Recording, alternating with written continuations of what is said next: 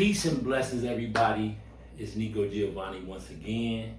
Welcome to Breaking Cycles, the podcast where we explore peace and blessings, everybody. It's Nico Giovanni once again. Welcome to Breaking Cycles, the podcast where we explore and amplify ways we can identify harmful cycles in our life and replace them with producive, healthy, conducive ones that ultimately will help us propel ourselves, our family, our community into a better position. So today, I'm gonna be talking with one of my very good brothers, frontline, very talented, very intentional brother of mine. 1/3 of the lock. If y'all know, my brother Brince. Thank you for being here, brother. Hey, I appreciate you, man. It's a blessing, man. Long time no see as well. Good, I appreciate you for coming on, man. Oh, yeah. As you can see, we just did a little 5-minute blow. Real quick. Now, before the camera now, but I'm glad you're here, bro, because not only are you a very talented, people call you a rapper, but your pen is what I'm inspired by. So, because the reason I say that is because everything you put out, it is thought provoking, and it does have a vibe to it. But in your pen's capacity, you can write a rap. I'm sure if he decided to write a script, it'd be lit. I'm sure if and he do actually these things when he create these rollouts. So let's start off with this. What kind of creative process do you have in creating, whether it's pieces of art, pieces of music? What kind of creative process do you gotta go through? I think with me, I always like to ask myself what story needs to be told right now. That's good. And I also ask myself, am I ready to tell the story? Because I think a lot, like something may be deemed important to you, but you're not ready to tell it yet. It's not ready to come out yet. So what's fully flushed and ready to be perceived when it's the 9 month stare, so we can break the womb and it come out to the world. That's what I. Because everything got a process. Don't forget that. It does. That's what I usually ask myself when I'm going into these creative processes, and I try to keep it as organic as possible. I was about to say, then after that, it's just organic. Yeah, because the story there. Beginning, the middle, end. Now I just got to figure out creatively how I want to fill in the story, what I want to do here, what I want to do that, and that's. See, I'm smiling right now. That's when the fun part comes. You know what I mean? It's when we get to put the layers on it. It's when we get to take the body and dress it up how you want to dress it up and how we want to present it to the world. So, I guess knowing what I want to speak about and asking myself if I'm ready to speak about it. Because once you put it out there, you got to stand on it. And you got to stand on it. You got to stand on your art, man. You got to believe in it, man. You know, having that conviction about everything. Like I love. The respect I give with the pen, but I always feel like my best quality is the conviction. Not only am I writing something that's impressive from a literacy aspect or English language aspect, but he's saying it in a way that I can tell that he believes. I'm also delivering it to you intentionally. Like you believe in it, and that's what and not to go on a hip hop tangent, but that's what I think makes Tupac so incredible. Yeah, it's not necessarily of course, it's the level of penmanship that he has. But it's like everything. It's kind of. But he make it tangible. Like you can feel it. Well, I'm glad you said because the story always there. That's big. Yeah. I want to stay right there real quick because what I caught from that was we all live in this life. Like so, the story is there, and I think the reason why you got success in translating your art is because we all live in the same thing essentially, but it's how do you let me know the relativity of it? Yeah. Like, do you make me like, oh yeah, bro, on point, or that's I don't know nothing about that, and so that's important, y'all. Make sure y'all know what story you trying to tell and how you want to tell it. That's why process is important. When we come to his third point on standing on what you put out, the process is important because through that process, you had the conviction grow, and now it's just a part of your message. So what you? I know it's some new shit on the horizon. Yeah, man. So Tell us about the new. So me and Joe, we sat down and made this tape called The Bone Dry Theory. He produced the whole tape. He's featured on a few songs, so it's a 7-piece. And the Bone Dry Theory is this theory that we came up. It's so the Bone Dry Theory stands for, in order to make unique and well curated art, one must, kind of push themselves and spew truths to the point of physical exhaustion. And no regard to being replenished. So just kind of leaving it all out there. For you spewing all the truths that you got in your body, and you're not worried about what happens after this. Because I think sometimes we get caught up in the gratification, or we get caught up in the finish line. What if I just give it my all and just live with the result of what happens? Because you have to anyway. You have to, and then you be so free once you operate in that space. Like I'm doing this, I'm going to give it my all, whatever happens. Yeah, because that's part of the story. It's like they say, that's why when I was hooping, you leave it on the floor. Yeah, you ain't got to worry about it. If I gave everything on the floor, that's what it is. There's no second guessing. It's no like, man, I could have did this. I could have. It's put it out, push it, believe in it. Whatever happens. Not putting, having small things you may want to hit, having a standard for yourself. But outside of that, you just gotta let it be. You gotta let it be. You gotta reap what you sow. You know what I mean? You got the soil, you got the seed. Put the water. Photosynthesis gotta happen. Yeah. Just the biggest Trust thing. the cycles. Yeah. That's it, and that's kind of like been my biggest thing throughout this process. You find out how patient you really are. And a lot of times I may get caught up in the instant gratification, posting something, wanting to do this amount of likes, want to do. This is all part of the process. It's just one layer to take it for what it is, and always remembering why you're putting this art out. Like, you know what I mean? It's bigger. You ain't put it out for 2,000 likes and 100 comments. I don't think that ever went through my head when I was writing.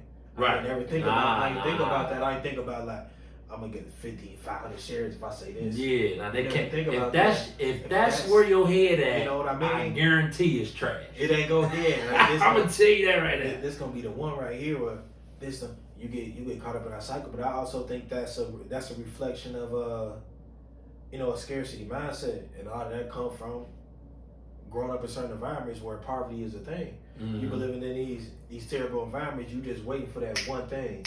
That one thing. It's hard to look at a process when you know what I mean? It's hard to respect the process when you stuck in a cycle. Right. So it's like I'm stuck in a cycle of everything always going bad, or I always start from ground zero. You forget that ground zero is a process. Yeah. Ooh, so now, because it's like, how many times people done came up to you like, man, Nico, all you need is one hit. I think you should do this. You're right. You trying to make this hook heavy song and trying to make it for the club, or you trying to make it for something that ain't. Just that one hit, you just need that one hit, Nico, I swear. But it's like, now if I'm going up there trying to hit a home run, when I just need to get on base, how selfish am I when it comes to my art? My art don't need that. It don't. It don't need that. It don't need me trying to keep going up there trying to tear the cover off the ball. Right. When all I need, I got a man on third. There's 2 outs. We trying to get.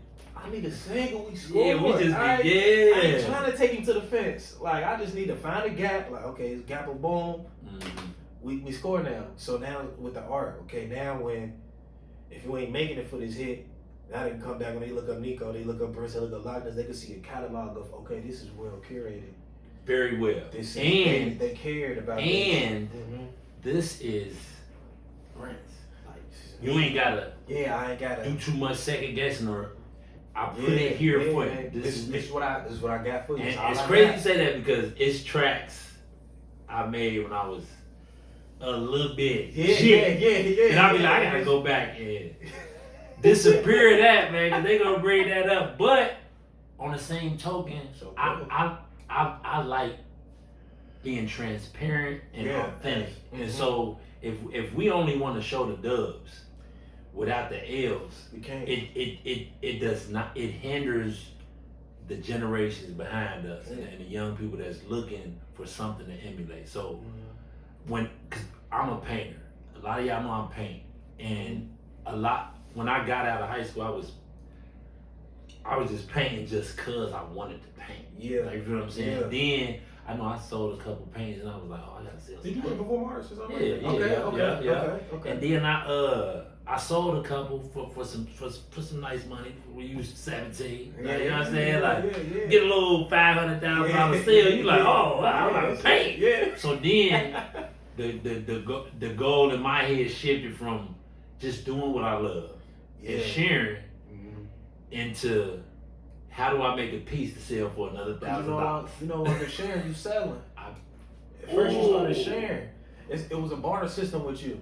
You was providing service to the world. You was paying for the world. You was paying for you, and you was shared to the world. And I was just sharing. You just sharing it. No outside influence on what I wanted to create. Yeah. And that's where we need to be as creators. And this is as a creator, you wanna. My mindset been this year, and why I've been trying to take so much time to like really curate good things that I genuinely enjoy is that, okay, I'm not selling you something. I'm showing you what I have and what I'm presenting to the world. And at times I hope you understand how capitalism works and that we live in a world. So yeah, give me a few dollars for it if you can break it out. Because lights, water, rent, you know what I mean? That's what I gotta do. But I want you to know I made this genuinely for nothing. I made it because I wanted to. Yeah. But and hopefully you can use it. Yeah. Exactly. So it's that keeping that innocence when it comes to the art. Like, I'm just doing it. I'm doing it because I enjoy it. Well, real quick, since you brought up Tupac, just give me your take on NLE Chopper. No. I don't want to look. I say something first. I saw. Okay, look. I'm gonna tell you. I see that he dissed Young Boy or something like that. I don't know what's going on. See, for me, I try not to go with the first headline I see. Then I think it. I heard him hop on the "Don't Make Any Father" sample to hit him up, and I feel like it also could have been him talking to the old him. Cause it kind of got a similar aesthetic. He had the same hair. I just don't know, but he talked about the cigarette. I was like, okay.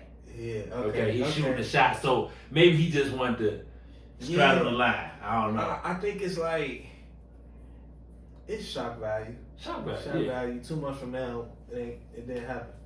You know what I mean? I feel like it's fast food. That's you're right.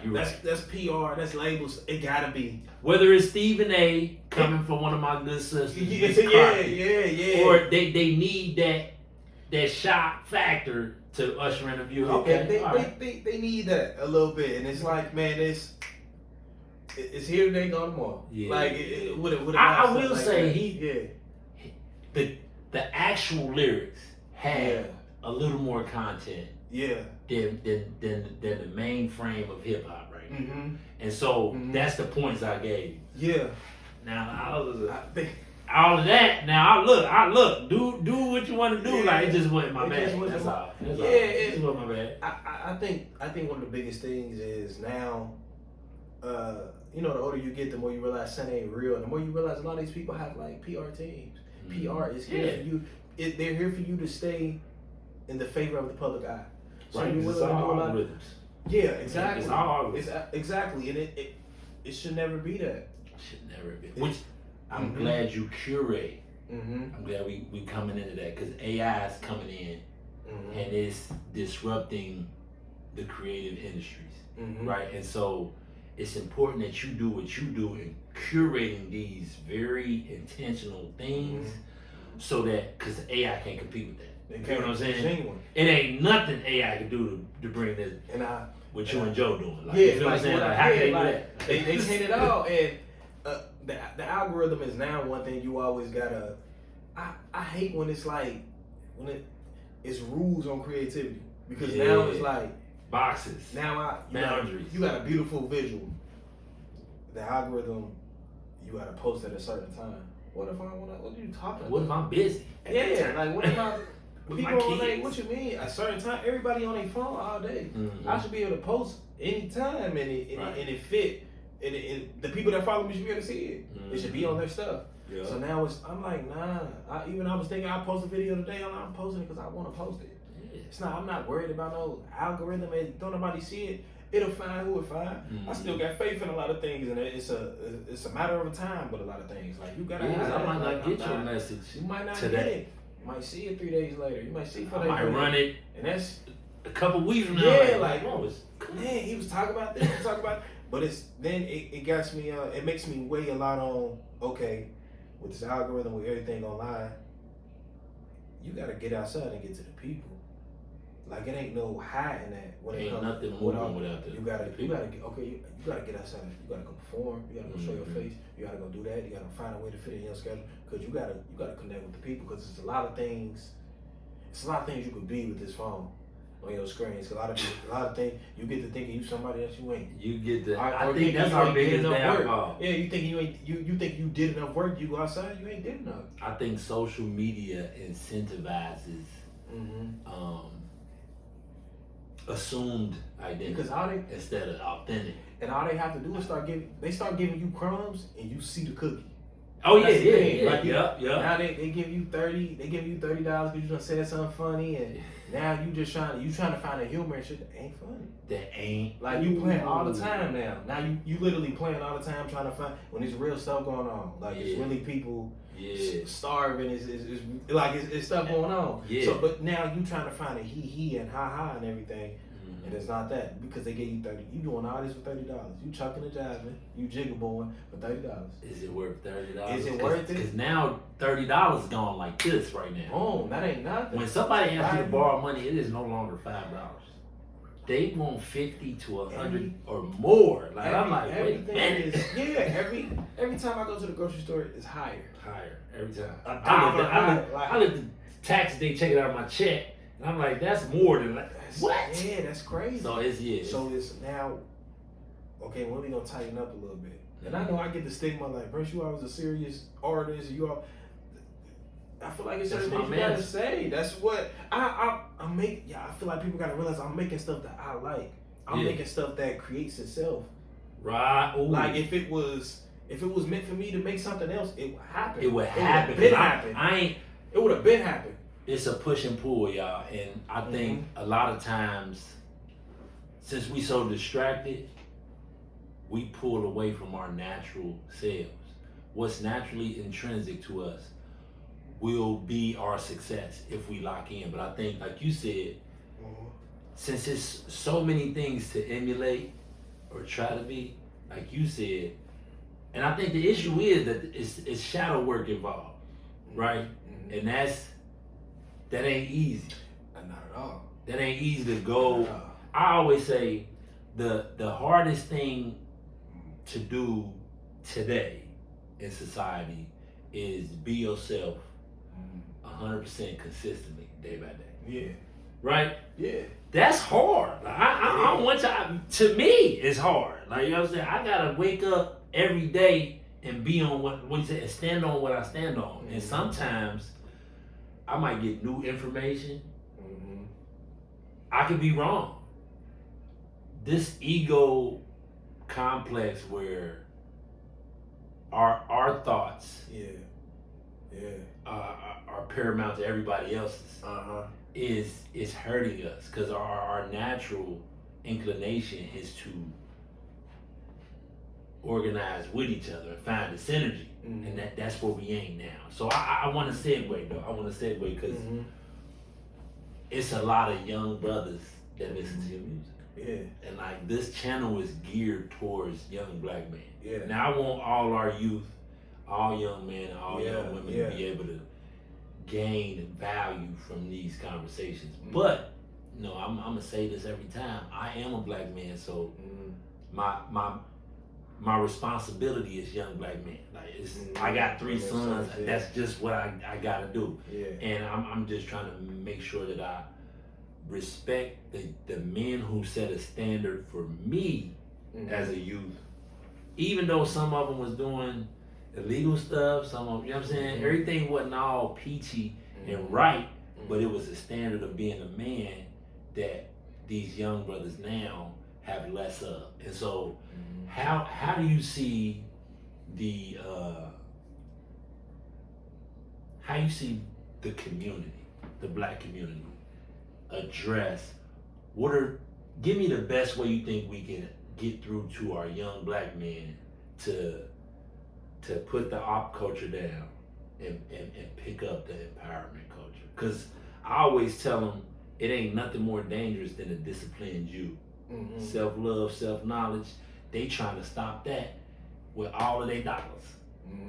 And how do we get that shift in culture? Because I know you rap about it, so I don't know, how do we get I think a lot of the youth, they project the same way a wounded animal would.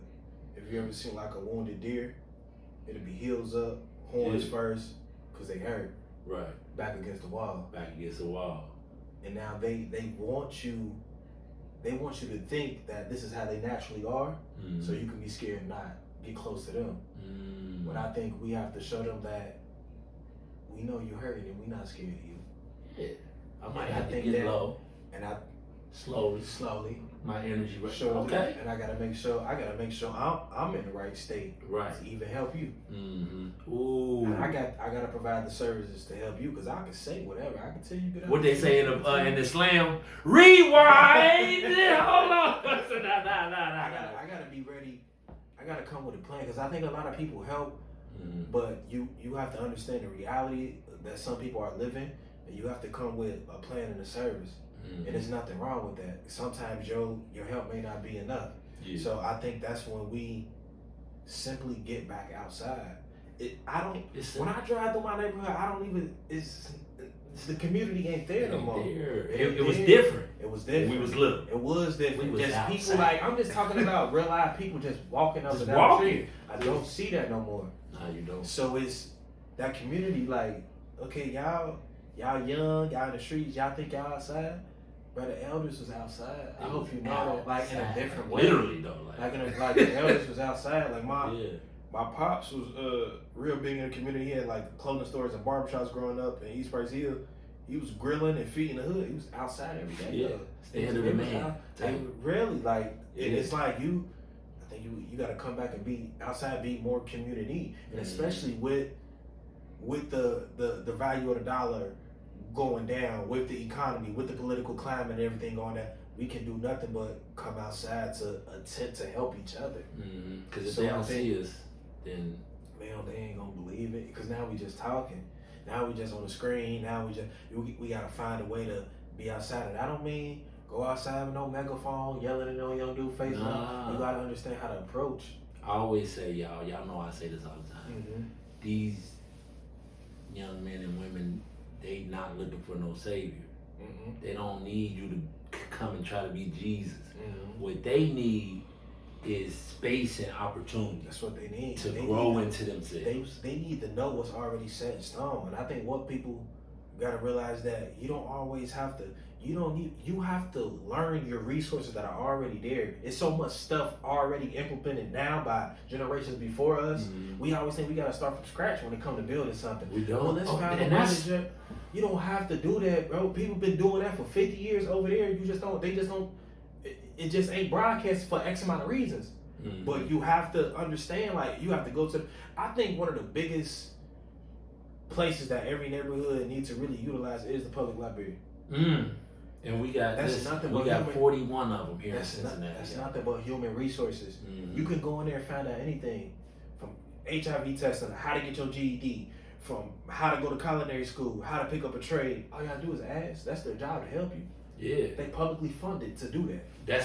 That's in their mission statement. That's it. And I do got a good relationship with David Siders, who is they guy. So to your point, he always tell me what you need. You want to hold something here for the free, or you want kids. So utilize the resources around y'all. I'm glad you said that. You gotta because it's a lot of. We all on shoulders.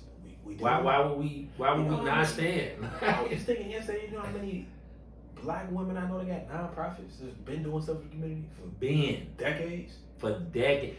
They might have taught all of us how to get nonprofits, like, because we had the upper echelon of our aunties and our mamas actually in, what you say, outside. And people gotta stop thinking, when you think of things on national level, it's a backwards trickle down effect. Things can be happening nationally that are terrible, but the quickest way to stop that is for you to get out locally. Your city council, your city this, your city that, your state this, your state that, before it can even come and touch you. Because something happened in the nation, it's a teardrop. It's ready to come down, but you have to implement these things to where they stop, and you can build a community around. Because all you have is what's in your proximity. Right. Like you can't within your 50 miles. That's all you got. That's what's direct effect. Like direct effect. Right. You think grocery stores are price gouging in your neighborhood or within your proximity? Go talk to somebody about that in your city, in your state. I bet it get fixed. And the people that can fix it are right around you. They not up in DC. They not. So they not. They right downtown. Like I'm telling you, they right there. They downtown. Whatever township you in, they right in them buildings. You go ahead and put that in. That's your democratic right. That's like air quotations, no air quotations. That's what they said. That's you how to use that. I'm glad you said that because I've just read a book called Represent. It's by Michael Eric Dyson, and it's basically, and another author, I forget his name, but it's basically telling us the history about suffrage. Yeah. For y'all who don't know, suffrage is basically voting, and so that's what they used to call it back in the day. Like, we suffragists, we try to get our rights to vote. Yeah. And so what I've learned in reading that book is they have spent billions, trillions of dollars, resources, and manpower to prevent people from having the right to vote and participate into this democratic process. So when people, particularly in my community, but all over the demographics, when people say, my vote don't count, or they sit out cycles, one,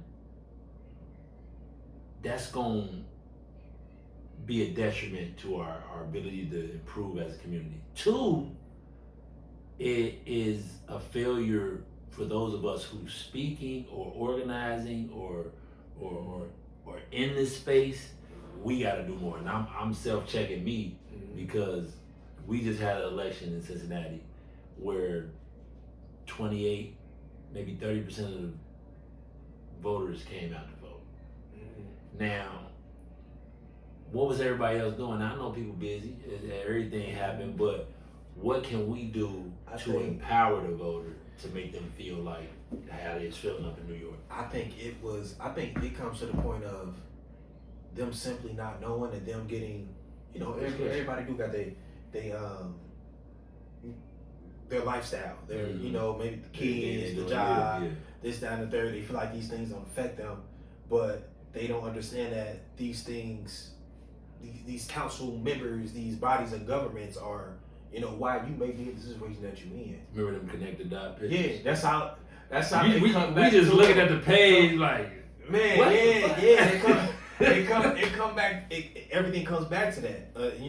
How systems are set up locally around you, from the amount of taxes that's getting taken out, the education of your child, the food that they're providing you in your neighborhoods and things like that. This is what's affecting them. I think we got to get back to knowing what's happening around, because again, on the phone makes everything worldly. It is not that you should know what's happening worldly. You should also know that as well. Yeah, you should also know. But I think if we're going to prioritize something, you need to know what's happening down the street from you. Right. And whether that's to make things a little bit more, maybe it take someone like you, like a me to, hey, this is what happened today locally, a little 5 seconds, boom, boom, boom. Yeah. The next time people start voting, I think you need to get out because this is I'm working. I got a plan too. Something like that, like what I mean, something real, because we are in a generation where everybody is on their phone. They can just see it real quick, little 15 seconds. News with Nico. We gonna hit you with boom, boom. It's how it's affecting public schools. Boom. You need to come down here and vote that,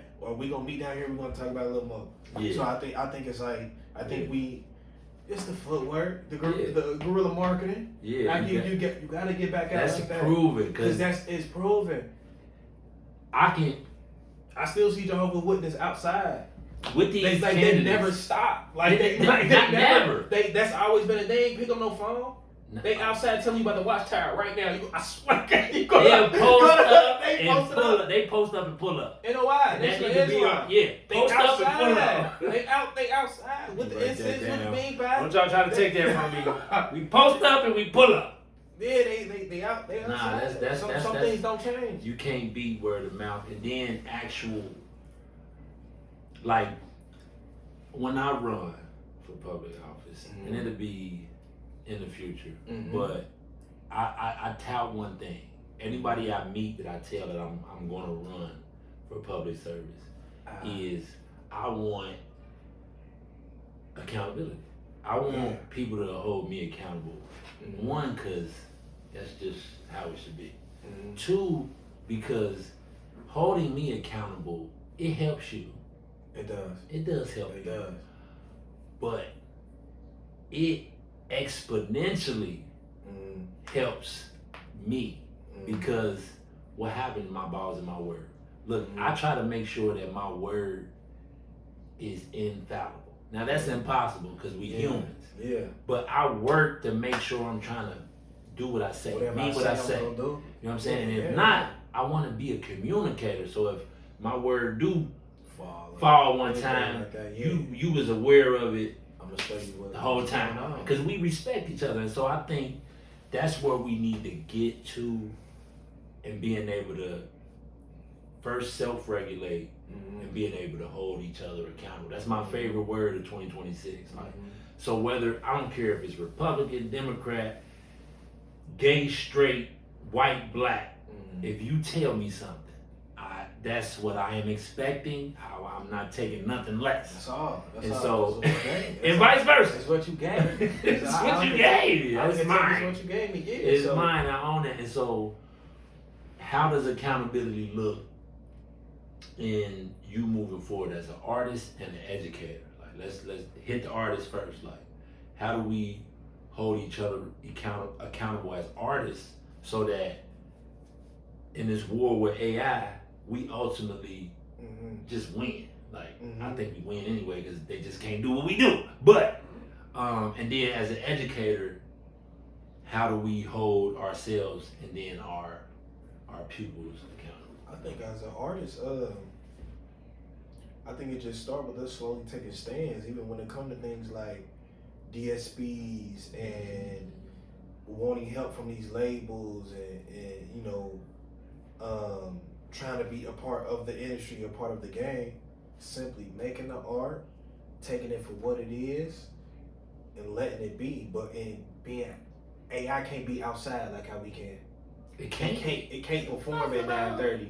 Right. And really affect the people and really talk to the people and really connect with the people. It's always gonna be that distance between human and technology. They trying to find a way to glue it somehow. But it's we not. We need to be in their face more. We need to value the live performance more.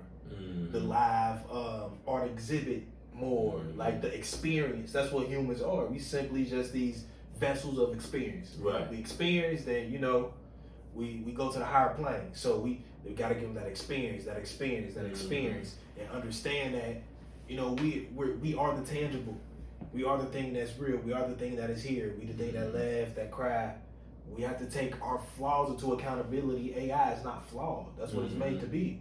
It's made to be perfect. It's made to be 99.9. They're trying to find that 0.1. Did you know, I'm tired because before I leave, that they had a study that showed some of the creators of AI essentially engaging with AI about like how to improve and all this stuff. It turns out that the study that they showed gave evidence to the AI withholding the conversation with itself. You see what I'm saying? Yeah. And so that's the Terminator. Remember? Yeah. 30, 20 years ago, we was watching Terminator, and they was talking about today. Like, and so that's why I try to tell my kids, like, obviously, I won't ban AI in my house. Because as threat sensitive we are as a community, I also want us to be opportunity sensitive. So AI ain't going nowhere. Yeah. That's the key. It's been artificial and it's been here. It's been there for a while. Like even things like. And I always say, real quick, Mm-hmm. they trying to emulate us. This is the livest AI. We literally walking, breathing, thinking, without even knowing. Like, you know what I'm saying? Like, we sleeping and breathing. Like, ain't no AI better than flesh. Us. Like, so it'll never reach us. Never. Yeah, no.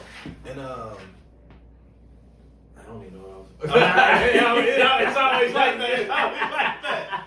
But no, it's always been it's always been an artificial intelligence, even with things like your search engines, your Google, your Bings and stuff. Like they try to make it seem like it's just a library of information, but like you could have been asking them questions and they give you stuff back. But it will withhold you. It's always for the protection of the republic. It's only so much they're gonna let you know. The other day I said, let me do this, and it was like, hey, I can't do that. I'm like, hold on. What you mean you can't do that? Who told you you can't do that? You my AI. What you doing?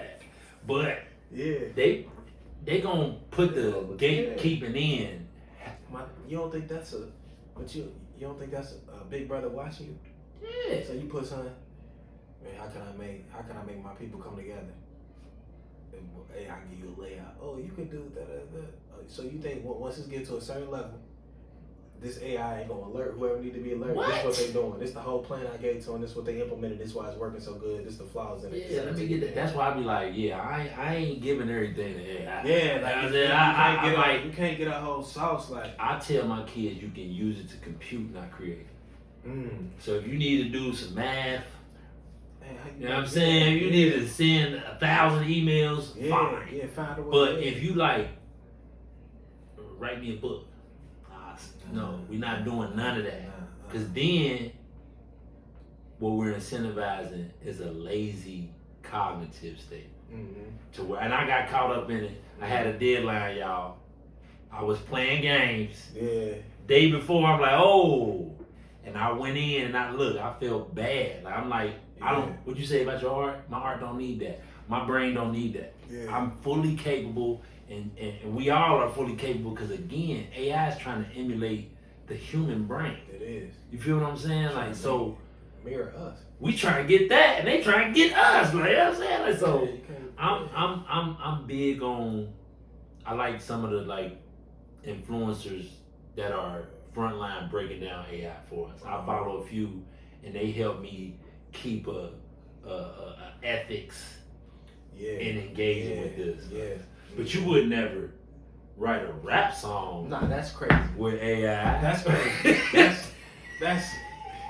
It's gonna be ass anyway. Nah, for real, man. Timberland tried. I think Timberland had a few AI artists. Oh yeah. Tripping. How you feel about the AI artists, man? It won't last. It's a smack in the face, man. Because you know how many talented artists I know that's they get half a penny for streams. It make you not even want to put your stuff. You got to think about like I'm putting my stuff on this platform just so people can hear it. You ain't thinking about no money because you know you ain't gonna make no money for no streams. You trying to find a way to make it on shows, out merch, and out physical. Yeah, other ways, y'all. Yeah, you gotta make it that other way. But why can't you at least get a $10 for every 100 streams? It don't make. And then you want to take me out, create a digital, and now you get all the money. That's crazy. Yeah, that's crazy. Like, and it be industry people like a Timberland, or like, and that's why, to your earlier point, we got to really embrace our local creators, politicians, educators. These are the people that's right next to us. But I think it's such a, we got to get out of that absolute mindset. It ain't meant for everybody to come together. It don't have to be 100%. It's not. That's not a thing. That's never been real. You can't name me no time in history where everybody of one demographic was on board with a thing. In no way, whether it was a political stance, whether it was a religion thing, whether it was a economical. Not even white supremacy, because all throughout history it's been you got people on the other side like wasn't on that. That wasn't on that. You got Black Panther Party, everybody wasn't on that. Nation of Islam, everybody wasn't on that. You gotta go for yours. As long as we all we need is a good chunk. We don't need everybody, because even within that group, everybody ain't gonna get super along. You got some people that's closer. There's some people, that's like a whole football team. It's 63. What's like 60 people on the active roster? Yeah. You on a football team, you probably real cool with like 6 of them. Yeah. Like it's 50 but other people. When we get on this field, though, we all plays. We stand for the same thing. What's like, we fighting for the same goal. Right. Like, but you might get up and text every day 6-7 of your teammates. Like y'all real tight. You ain't about to text. You ain't texting no 30 of your teammates, bro. You ain't texting the punter. Like you not. And that's family though. Y'all that's the same family team, though. bro. But when it's 4th and 3, and we down in the red zone, Bob. Yeah, that's what I'm saying. Like you play corner. You probably cool with the secondary is your boys. Corner, you know. How you know I play? You know I play corner? I did. Okay, like deep season, man. Y'all know what it is. You feel me? You cool with the other corners. You cool with the safeties. Yeah. You feel me? You probably cool. Couple linebackers. You feel DN. Like we might say what's up to QB, but we ain't really. Linebacker might drop in coverage. All right, yeah, we cool.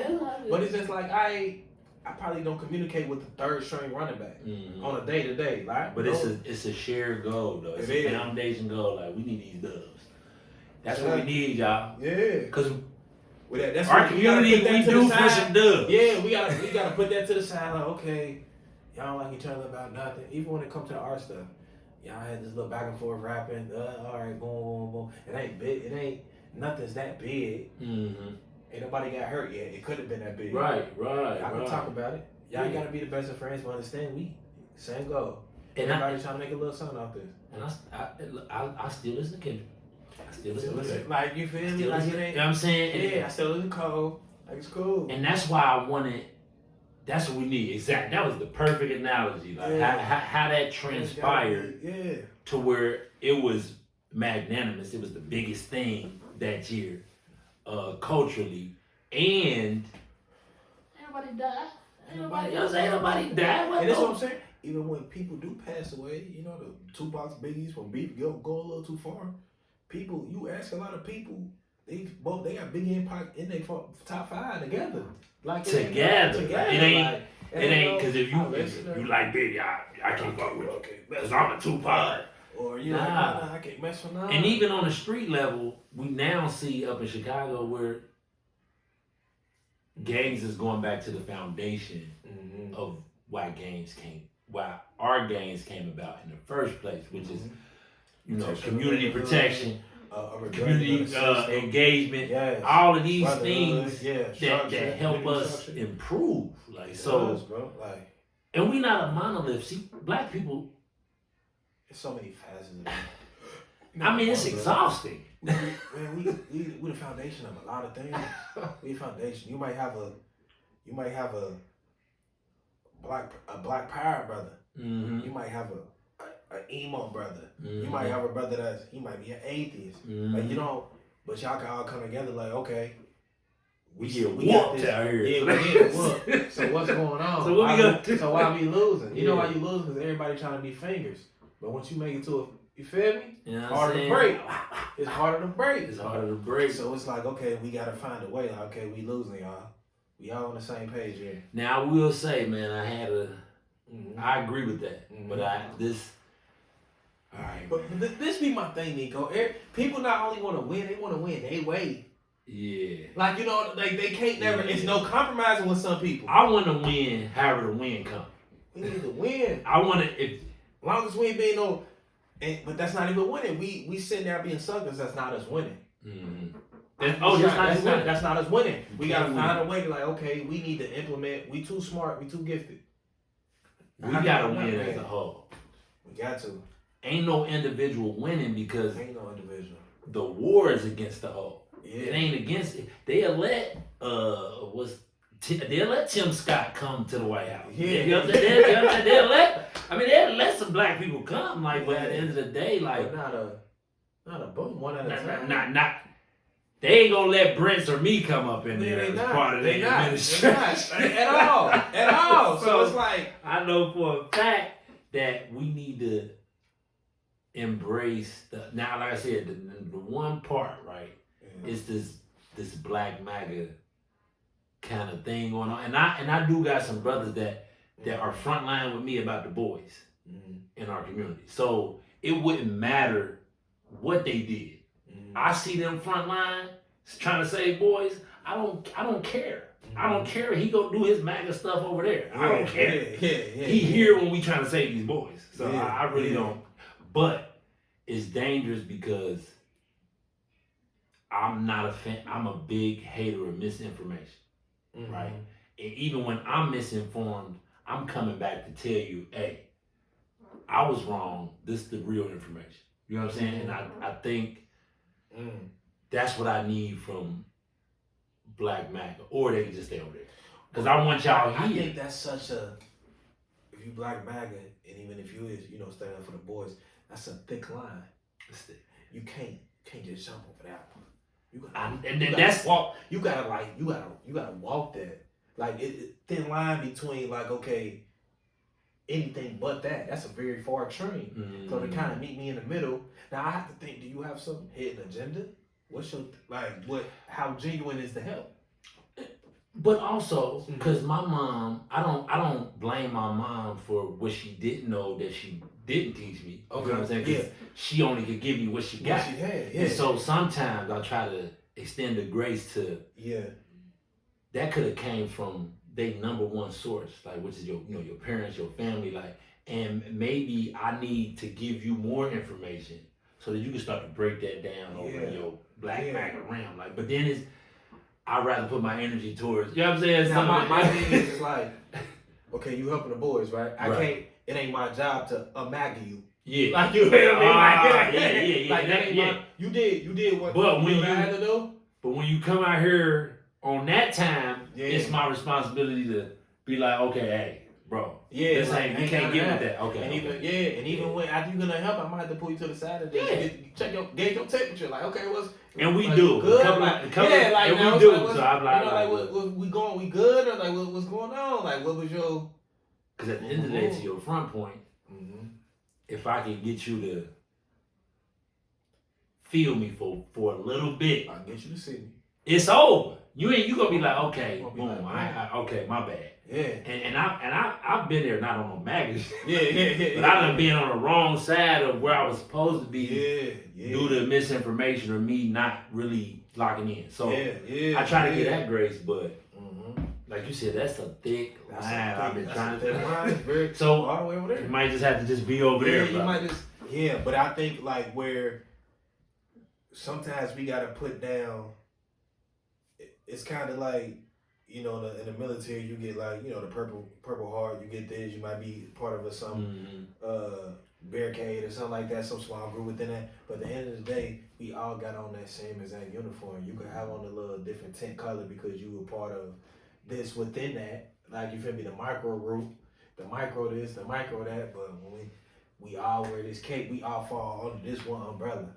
So it's kind of like that. Like, when I was little, man, I don't know if it's grade school, but I was trying to write a book. In my book, I'm like, we gonna have this dude. He gonna go through the police academy. He gonna end up being a police chief. We got you. Bro gonna be over here. He gonna go to medical school. Boom. He gonna be the head physician. Then he gonna go be a general in the army. Then if it all pop up, I'm like, hey, bruh, it's morphin' time. I've always thought that's how we need to be. Nah, for real. And I think people have to understand when it comes to us being on this land, Black folks, indigenous people to the land, immigrants, we are the Americans. We built America. All of it. So we get to here. black and indigenous, especially black and indigenous. This was their way before anybody else's. All of it. They knew what was good, what was wrong, where to do this, where And to do that. and you know the Colombo dude, he tell you he snitch on himself. Yeah, they already was here. They already know where. In fact, that's how I'm here. Yeah, that's how I'm telling. I done Smarter Jack to play. Yeah, you feel me? So it's that, and you can be whatever you want to be because it's all yours. Mm-hmm. Don't ever think, man. The system was so wrong that they had us build things that we'll suffer from. Still, everything was built on the back of us, but it's like, damn, I built my own jail. jail. And I gotta, like, you feel me? Like, they make you, so don't ever think, build my own racist country. You can, and they want their heaven on earth. No, we can have ours too. Yeah. We can have ours. Yeah. I ain't about to, we gonna have ours right here because we built it. To your point, because I studied a lot of, shout out to Marcus Garvey, and just the Pan-African movement, which I will never go against. Yeah. But at the same time, right, a lot of my lineage come from right here. And so I used to be like, when I first was in college, I'm like, oh, we going to Africa, we building Wakanda. You know what I'm saying? We about to go do it. Fun fact, they is over there building Wakandas all over. But then I was like, hold on, my mama was here. My grandma was here. My granddaddy was slave. You know what I'm saying? You may not have got here by choice. Yeah, but what y'all see now? What y'all see now was built by us. So why would I just abandon it and let you have it? Like, nah, you don't get off like that. Hey, all that sweat equity I got in here, and I just gotta go. I need it right here. This gonna be mine right here. So you a big reparations person? Yeah, I don't have no plan on how would it work, but yeah, for sure. Yeah, something needs to be implemented. Because reparations is an okay conversation to have, unless did I not build it? Like unless this, like so a colored individual. Until they can prove that I ain't had nothing to do with this, that it wasn't everything. Yeah, first wars over here started over. The South wanted to keep slave labor. The North was like, well, then again, you see the micros in terms of white folk. Some people want to make their money down here. Some people like, nah, y'all making too much money up here. We gonna go up north and make it industrial. This is how we gonna make our money. We gonna have to pick and choose. And if not, we gonna have to hit about it. Yeah, and you know what's crazy because, it was good. It was always good people up north. Yeah. Yeah, but I want people to know. Because where we at right now is a microcosm of like the foundation of this country. And so I hate that Lincoln get credit for freeing the slaves. Like it bothers me, and I hate. Then I look at him on the money, and I'm pissed. And so Lincoln ain't want us free. What happened was the North had industry, the South had people. Yeah. And they knew they needed people. So they said, look, South. They gonna end that because it's too many of them. We gotta, and it's for the greater of the country if we can build these industries in this globalization era. And that's what happened. But I'm gonna tell you, they fought like hell to make sure that we wasn't free. And the only reason we free is because of economics, not because some president was like, hey man, these black people need to be free. This is terrible what y'all doing. This is terrible. It was never that. It was never about, we want to build this off the backs of, we want to build this with a foundation of industrialization. This is what we want. This is what we want. We don't want that anymore in the South. It seems like the South is, at this point, it's going to be fascism if they run it. Like, you know what I mean? And we got a better slavery. We just put them to work. Like, you know what I'm saying? We got industry. We cut them in a little bit. Now, man, it was a lot of hitting meetings and secrets. So they figured out a way. But it's cool. I'm going to get my heaven here too. Yeah. And I feel like we need it's a renaissance of it. And it's a bunch of ways. Everybody think, how you going to cut a check for all these people? Well, like Kamala was going to make sure we had $25,000 if we wanted to go get a house. Down payment right now. It's a way to be repaired. And it ain't always just money. Like, it's so many systems designed against us. Shit, take some of them systems out of play. Like, you know what I'm saying? The prison industrial complex. I mean, it's a bunch of things besides just issuing thousands of checks to black people. Like, and so don't let that be the hang up. But I'm a big reparations guy, but in a different way. Like it's too many of us to think we're gonna get a check. Like, but it ain't though, because we all just got a refund check a few years ago. You know what I'm saying? Everybody got broke off. So how that's different? They'll find a way to inflate the economy and how it work what it need to be. And they give us something that's a long lasting system. Don't give me, you ain't gotta give me no money. Give me something to where that little pop up. Yeah, public schools are properly funded. Yeah, they ain't eating. Don't feed my kid no pizza and no lunch. Get them something nutritious. Get them. Let's get something like that. Let's get something to where elderly black folks are getting the right, healthcare, being able to be looked at and screened by doctors and stuff like that. Pay your teachers. Teachers should be getting paid like politicians. Cause man, China did two things recently. China, they said no OnlyFans. Get that shit up out of here. Yeah. We don't want that. It's immoral. We don't want it. Now I'm sure they got Chinese whorehouses. Yeah, whatever they are. So it ain't. Yeah. But when we talk about my country versus yours, they aiming for a smarter constituency, smarter citizens. On the other hand, the second thing they did was, if you're gonna post on social media on certain topics, you need certification. You can't just be out here talking. Okay, you can't be, because everybody engineering and you ain't getting nothing. You nothing engineering. How you feel about that? Because I think that's a nice play, because you can't be. Why are you talking about certain things? Why you want stupid citizens? Yeah, because that's how I was about to say. That's how you get misinformed. And that's how you got people talking about win elections without the people. Because there's a lot of pseudo information going around. Because all you have to do is say some words that people don't understand, just like that. Now you got their attention. Like, he may be talking about. He knows something. No, he's not. Sorry. Y'all heard me? Yeah, exactly. My bad. Don't get me, y'all. You gotta, that holds the standards. Why are you speaking on certain things you may not be very knowledgeable about it? Yeah, and I think in comparison, I think when it comes to China, though, they make everything look so very.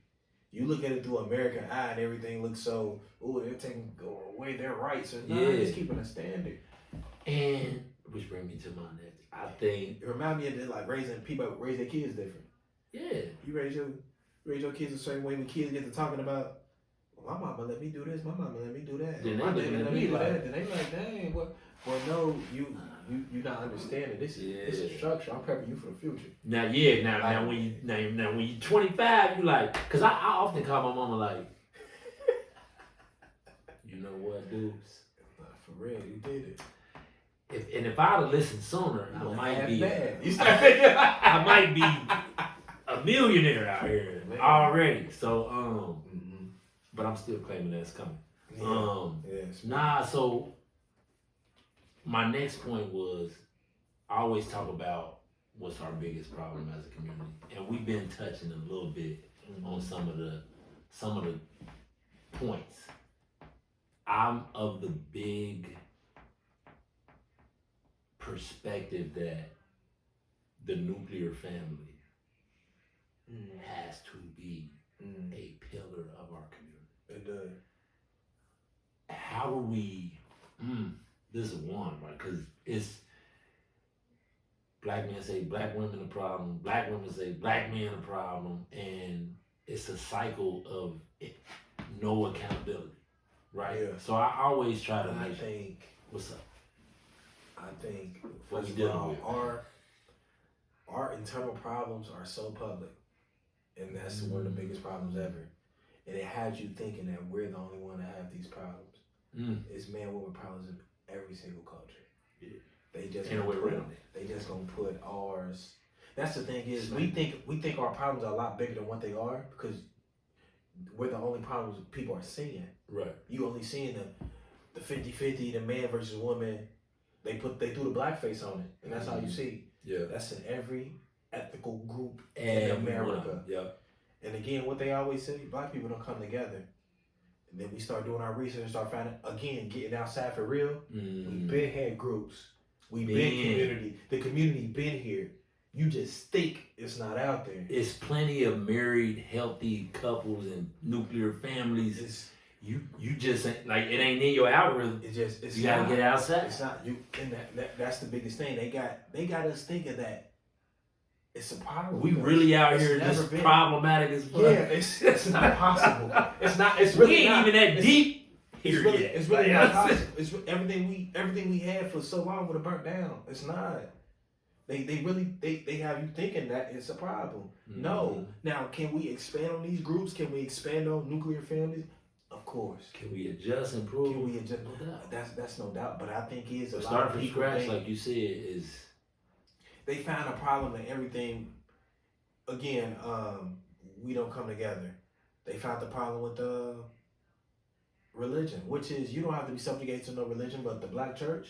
That was one of the first community things where people will come together. I always say weekly. I ain't saying, and I know it's your family. You might be Muslim, you might be this dominate, you might not be Baptist or anything like that, but we were coming together. No, what I always say, anything oppressor has given us, we've done it better. In our way. Every time. That was one of our first rebellions of slavery, was taking the church and making it our own thing. Because. And this is my spirituality, right? I don't subscribe to a religion per se, even though I grew up in a double household, Christianity and Sunni Muslim, with my parents. So even though I had those introductions, I don't subscribe to any religion this day because I'm selfish with my spirituality. Because why wouldn't I be? Yeah, you know what I'm saying? Yeah. And I don't push mine on nobody, so I don't allow people to push that. I've worked on my relationship with the Most High. There's nothing that you can tell me about. Like, imagine if you telling me about me and my wife's relationship. Like, you're like, you don't do that. She don't know that. What are you talking about? You don't know about this relationship. Like, and so that's how I try to maintain. But I do know that the story of Horus is so powerful that I just think Christianity is in the way. I always try to draw a line. Like it's a low frog, a medium frog, a large frog, and then the current frog, right? Then everybody looking at the frog and worshiping the frog. This little frog is where all this came from. So this is the true story. All this is just allegory and a bunch more stuff. And so I think the people who are really locked into their spirituality and their relationship with God, whether they're in the church, whether they're in the mosque, whether they're in the temple, I think they connected because omnipotence is everything. Like, so when I look at it, like, I do feel like if Muhammad is the person that brought you to enlightenment and improving your life and doing righteous things, yes. And the thing is, like, okay, for example, you Muslim brother, I'm a Christian brother. Yeah. Y'all come every Tuesday, y'all feed the kids. That shouldn't make me feel no type of way. We do it on Fridays. These kids eating twice a week, for sure. Right. You gonna do it on Tuesday. Hello. I'm gonna do it on Friday. I'm not trying to force Islam on you. You're not trying to force me. We trying to feed kids. We ain't even gotta know we doing it. Like, we ain't gotta know each other and like that. We doing that. But I think the problem is everybody wanna have that ass in the throne. Like, no, it's us. We're the ones. Ego again. Get off of that, man. And y'all gotta get off of that. Y'all think help? Okay, I know for sure. Tuesday's covered. The Muslim brothers about to go teach, and they about to go feed the kids. They know Friday's covered. We about to teach. We about to feed the kids. Again, with white folks, they got 1 billion nonprofits that do it. You think they compete? You think Habitat for Humanity and another nonprofit? Yeah, no. You think they care? No. For what? Because they know how to do everything. They know how to exempt them taxes. They know how to do everything. They know how to clean. They know the game. Look, we just they know the game. So it's like, Nah, they like, don't worry about us. You think like, you feel me? We've been doing this. Me, the SPCA and PETA, they for the animals. Yeah, they for so the it animals. can't no, we trying to help wildlife preservation, whatever. Yeah. I can't be mad at that. I can't be mad at that. The NOI going and just gave 1,000 books to Carson up there in President. Like, okay, and I can't be mad at that. And we need a fully encompassed approach. And what I mean by that is, it's like Governor Newsom, right? He tapping into the petty. Like, he doing all of the tweets and all of, he doing everything Trump doing. And it's resonating. I wouldn't put him on the top of the ticket for a presidential. You know what I'm saying? But I think we need a Gavin. Like, why do we don't need to make him the president? He need to do what he's doing. Like, that's his lane. We need, they done created so many lanes against us. For us to think we gonna unify into one lane and push change, it's never been that. It's impossible. It's never been that. So let NOI go affect how they do. Let Crossroads go affect how they affect. Be outside and they want to do this and they doing that and they speaking the knowledge. That's good. What are you doing? Cause you're not doing nothing, bro. You on the couch. What are you doing? Not outside. That's the question. So okay, if everybody doing their thing outside, we winning. We winning. But if we worried about what everybody else is doing, we worried about, we are losing. No, they don't ever think like that. Gotta find a way. And it take leaders, and I'm trying to gear myself up to be able to. I think the Most High been chiseling to make, because it's been times where I've been like, am I doing purposeful work? Is this my purpose? Yeah, I think that was the biggest thing with me leaving what I was doing. You feel what I'm saying? Is this purposeful? Is it like, what am I doing? Money ain't worth that. You feel what I'm saying? It ain't worth that question. It ain't worth that question. To keep you up at night. Money is not worth I promise you it's not. that question, man. I promise you it's not. And then everything that you need to be able to produce or become a producer is within. Like, so I've been blessed to find that out. Like, I can paint, I can go do a mural, I can build, I'm a carpenter. So I made sure that I just equip myself with as many tools as possible. And young men, that's the key. You're gonna be unstoppable if you just keep gaining skills. Because always being a student. Always be a forever student. Thank you. A forever student is how you win, man. The smartest person know that they don't know shit. That's the beginning of knowledge, is knowing you don't know nothing. And so, tell us about this project, because I want to get back. Okay. How do you? No, tell us more about the project. When are the next pieces coming? And tell us about the two you already dropped. So you ain't dropping. You kind of. I dropped 2 songs. Okay. Well, yeah, I dropped like visuals. Yeah. So the first track is it's called Macy Taylor Owens. It's about a black woman, Sonya Macy, Breonna Taylor, AJ Owens. It's kind of like an ode to black women, very good. The second one is Bleach Pope. It's about money and the things that we do for money and how does it make us feel. Again, the bone drag theory was leaving it all out there. And Joe kind of grew up in the church and he was giving me game. And as we were speaking, we came across I think Ezekiel 34 through 37, and it was about one of my favorite books. Him walking through a valley and the valley of bones. They were literally bones, and God told them to speak to faith, and they came back started to build flesh, but that the bone drag theory was just giving it all to the world today. You ain't got nothing left. So you drank out, but you understand you did it purposely, right? And it meant something to you. You added value, and you just let it be what it needs to be. And that's mainly what the project is.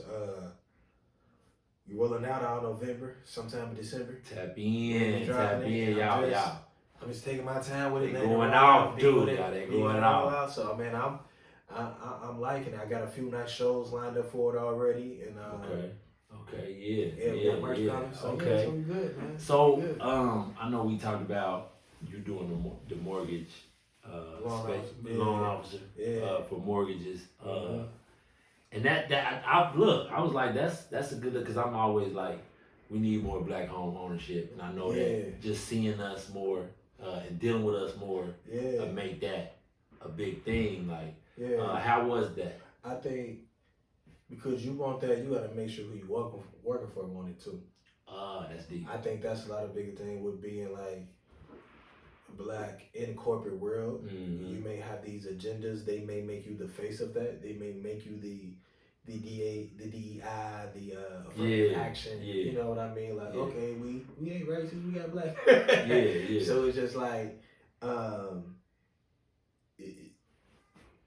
the moral compass gets a little jaded at times, because it's like, do they want this, or do they just want me to be the face of this so they can look more friendly to the public eye?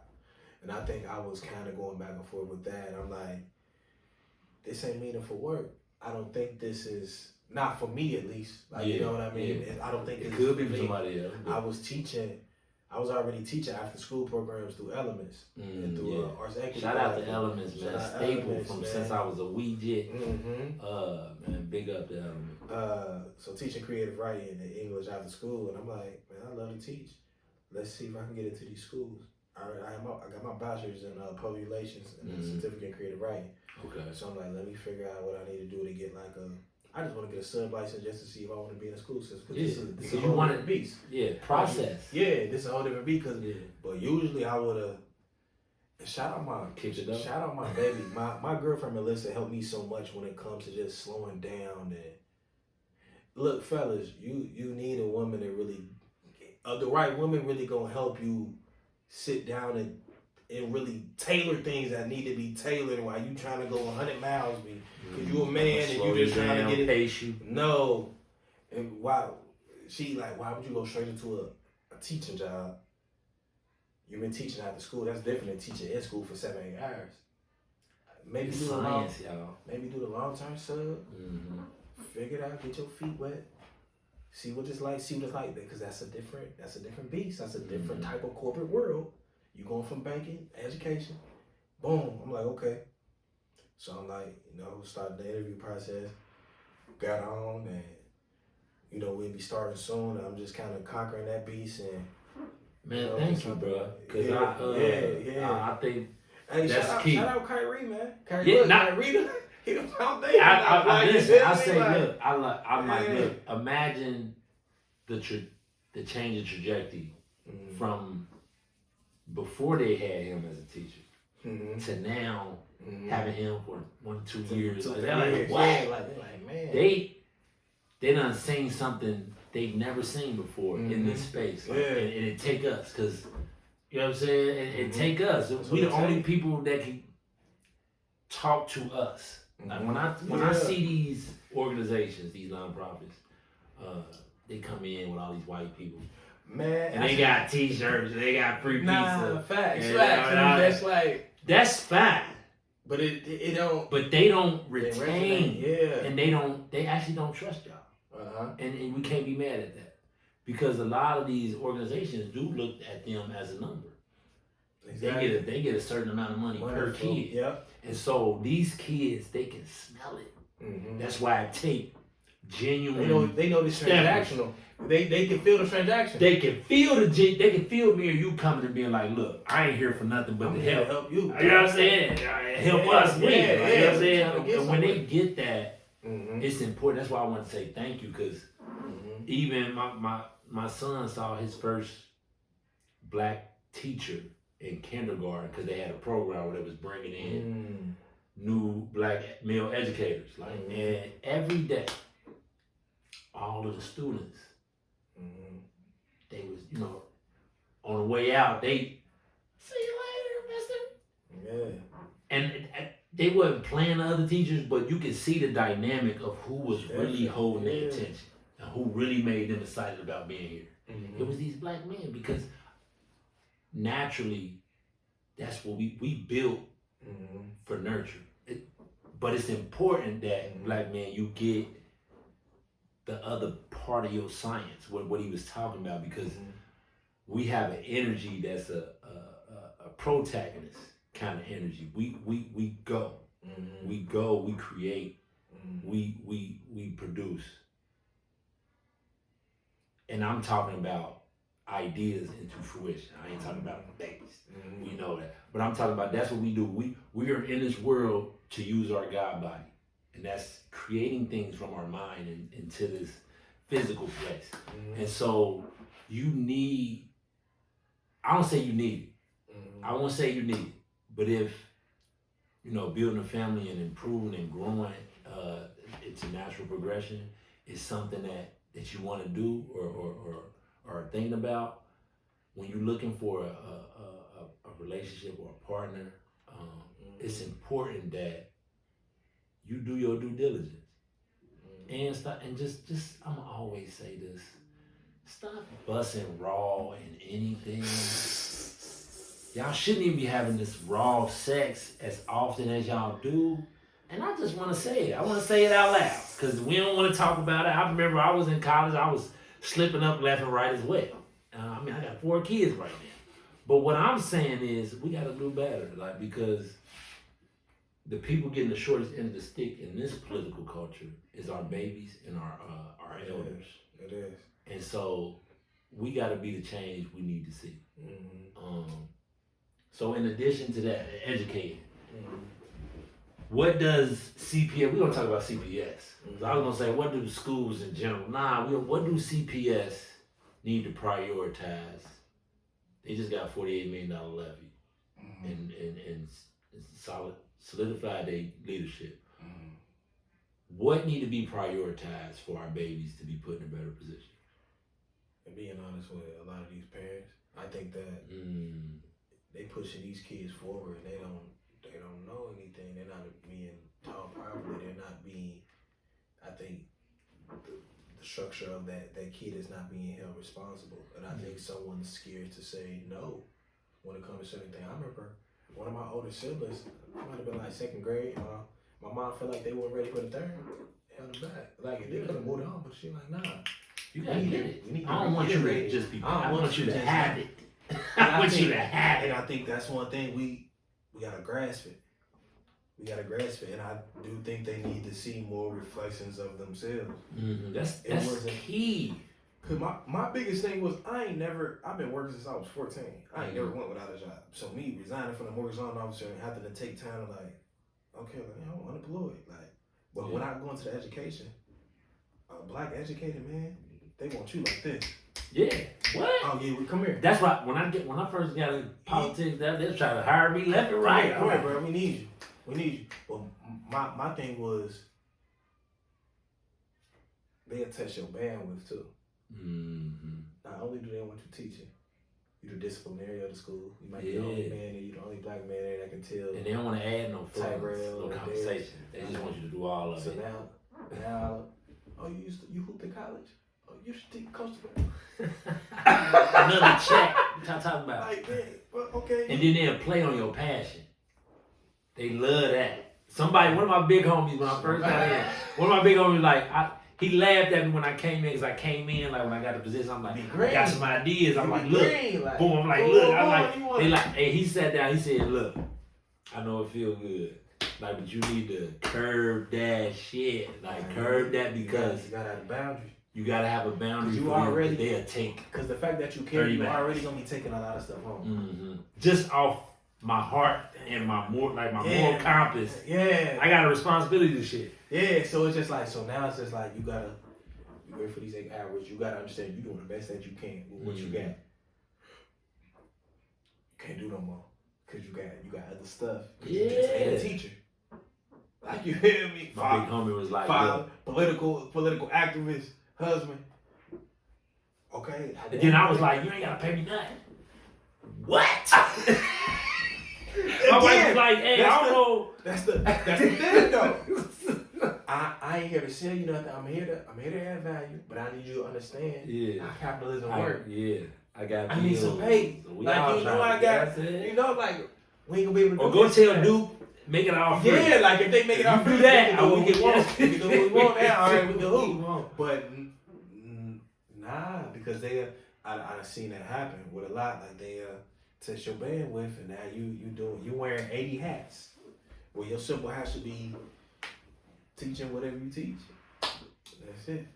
So Cincinnati, or people in Cincinnati, right? They tried to escalate the brawl, right? I want to talk about this because when I talk about kids don't need a savior, they need a safe space. They need spaces. It's a lot of good things happening in Cincinnati. It's one of the highest, quickestly developing cities, period. And I think for that moment in time, they tried to escalate one event that's happening all over the country in every city abroad and try to amplify it and make Cincinnati an unsafe place full of unsafe black people. That's the global narrative that was for some time.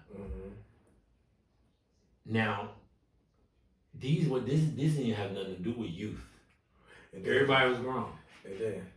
So, do you think we gotta? Is it a youth epidemic or is it just a violence epidemic? I think it's a. What you mean by violence epidemic? Let's specify gun violence. Okay. Is it a gun violence epidemic or is it a youth violence epidemic? I think it's an epidemic of neglection. And when I say that, I say, where you going back to the brawl, we ain't gonna say no names or whatever, but the main person they're trying to make the face of this brawl, obviously, cognitively is not all the way there. But we seen the city for years make mockery of that. And when something serious happened, oh, nah. Cause y'all was playing. Everything ain't. I was to your earlier point. Everything ain't funny. Y'all were playing. Y'all were patronizing this man for years. Since I've been on social media, I've been seeing this one person, and they marginalize him. Letting him get away with murder for 100 years, doing whatever he want to do because we found the humor in it. But that was something. Now, when freedom comes into a play and he's being made a face of this thing on a national level, it's a problem. We could have nipped that though. Again, well, don't nobody, he grown, we ain't got, no. We got 1,000 resources. That part. And we got 1,000 resources. We could have been we can get the people the right help. And even if we don't. And it's light. The bills be light. In comparison to what we send to another country or build a ballroom with, the price tag on some of the basic things that we want, and I've been up in DC and looking at some of the stuff in committees, and I'm like, oh, y'all playing with us. Y'all playing the money games. The money had never not been there. Whole time, and cause I think people need to know, like, all of the money they talking about, is our money. It's coming. We pay it. That's why they like these tax breaks. They taking our money and putting it in their pocket.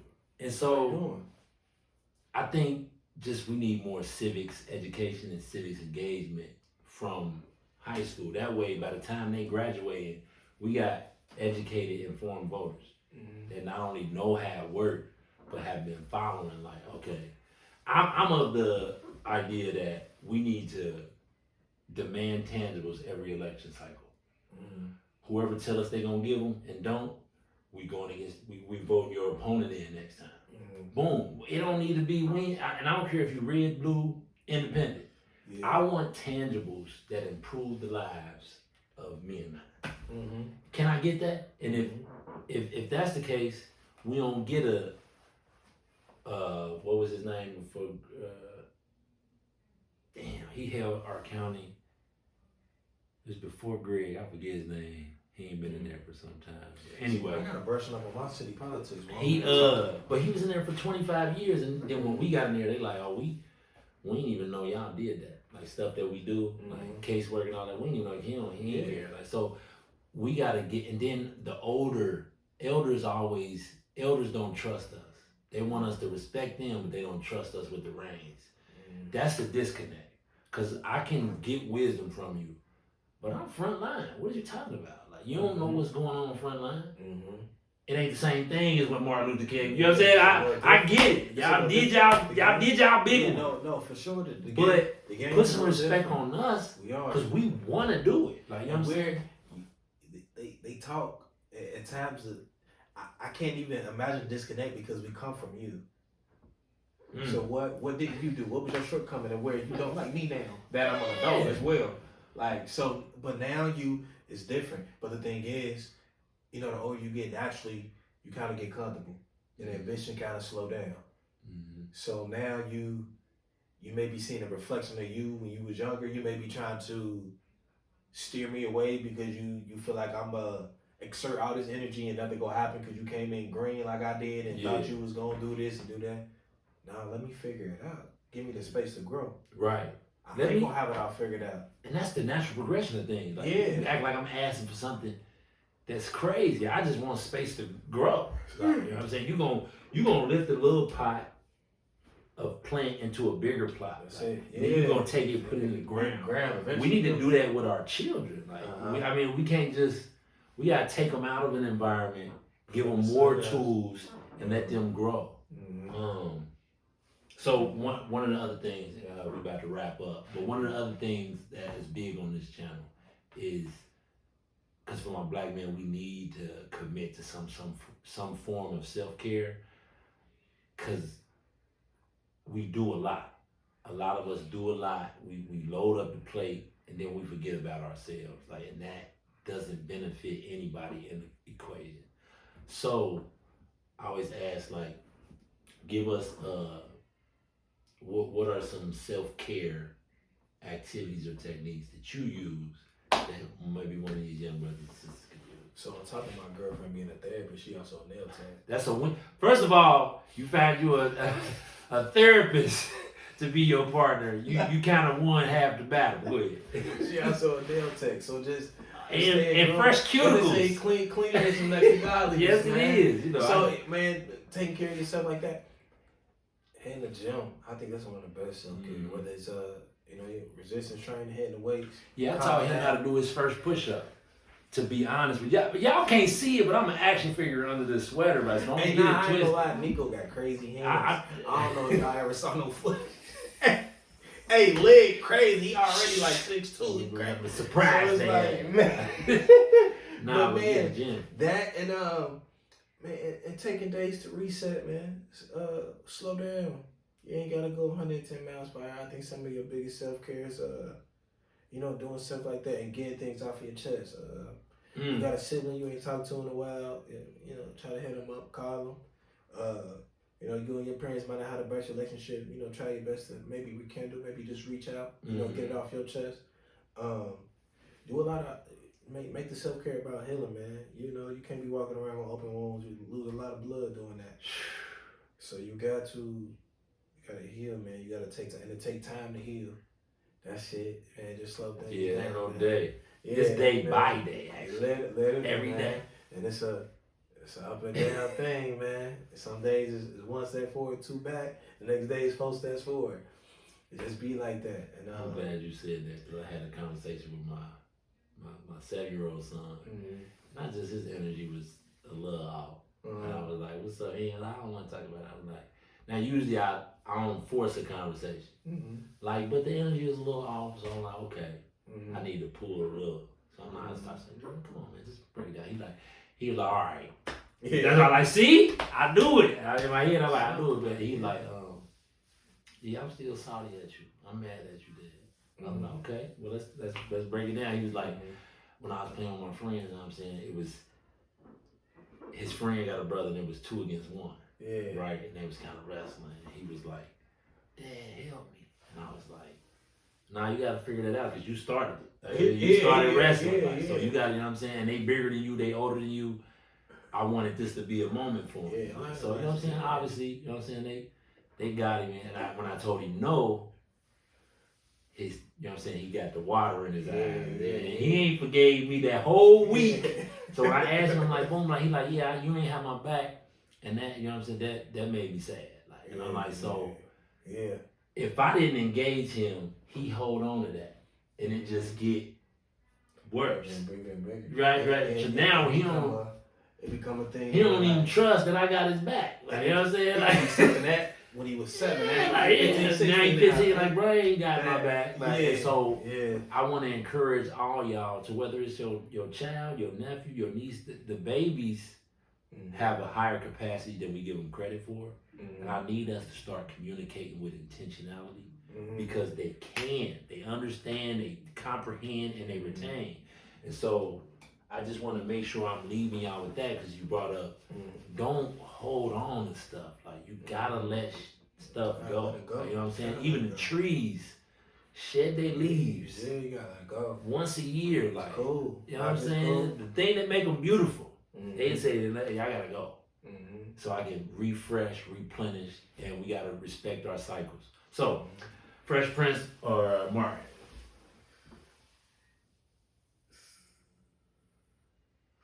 Man, I had both on DVD growing up. You said you had Martin on DVD? I had both of them. Both of them. I had both of them on DVD.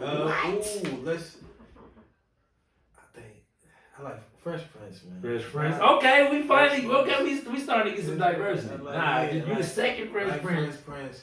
I will say, I like watching Jamie Foxx show better than both of them though. Oh, okay. Cause I used to, he made me want to be a jingle writer. I'm like, that's a thing. I want to write some jingles. Jamie Jingles. So when I went to OMS, I'm like, oh yeah, it's about to go down. I'm about to Jamie Foxx this thing. Yeah. All right, so musically, right? If you need inspiration, the first artist to come to your mind to put on. Donny Hathaway. Damn, I got Prince, Donny Hathaway. Y'all cooking. That's why Cincinnati is such a musically inclined and rich place. It's so many greats from here, man. Y'all do y'all research, because we have to spend an hour going through everybody that come from here. So, damn, Donny Hathaway. Okay, dead or alive? First feature you would want right now. First feature. On the track. DMX. You know what a dog needs? Do you really know what a dog needs? A dog needs a what? Bruh, hey. DMX, man. He had it. When I talk about like just raw, just that like it wasn't nothing he wasn't doing that wasn't gonna be successful. Like even that's deep. I like heard it, man. All right, so I do want us to get a part 2 of this going. Okay. Cause you know what I'm saying. We've been here for an hour and a half. Yeah. But we're gonna have a part 2 at the top of the year. But I do appreciate you coming. I think this is a great conversation. I do want you to look into the camera, right? And talk to the youth, the young men and young women, and give them some encouragement for the life they about to be in. Look, your elders, some of your elders, like me, like Nico, we're here for you. We love for you. We feel for you. Stay diligent, stay educated. Always, every day, wake up. Do the knowledge. Seek the information. Go get the information. They always gonna come to you. You know what I mean? And just take your time, man. Believe on the path that the world has for you. And always wake up every day. Love yourself. Choose yourself. You gotta choose yourself every single day. I will get that tatted today. Love yourself, choose yourself, man. It gotta be that, man. We gonna continue having these conversations, elevating these conversations, and encouraging everybody to break the harmful cycles in your life and replace them with healthy ones. Whether that's eating good, hitting that gym, taking time out to decompress, engaging in your community, voting. It's a bunch of ways you can break cycles, and we're going to continue talking about them. Thank you, Brince. 1/3 of Lock Nest. I already know. We're going to have all 3 of y'all on next time. We're going to have to. But I appreciate you coming, and I look forward to next time. Y'all keep breaking cycles and be easy. Anything else? Keep living your life, man. Keep loving on yourself again, man. Peace and blessings. Y'all have a good one.